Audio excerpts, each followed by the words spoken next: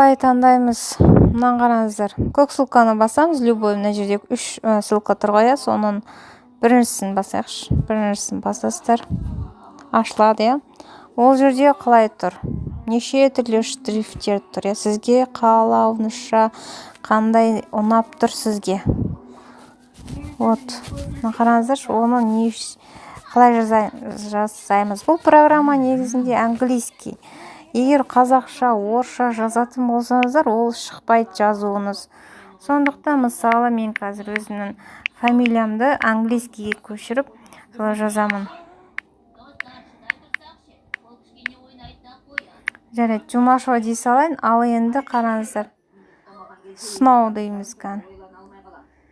Міне, қараңыздар, Жұмашева қанша штриф шықты. Міне қараңыздар. Өзіме ұнағанын таңдаймын. Міне мынау түрі ұнап тұр. Осыны копировать етіп аламын. Төбесін бассам, көк болып шығады осылай.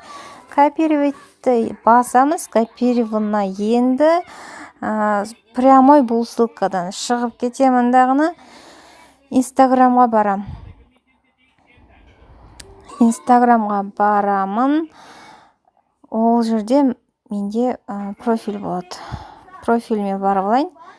Мне редактировать профиль деп тұр, соны бассам, менде имя деген жерде, мысалы, удалить етіп, жаңағы Жұмашева деген нені бассам, галочка тұр төбеде, галочканы басқан кезде уже менің аты жөнім осылай шығып тұрады. Көрдіңіздер ғой да?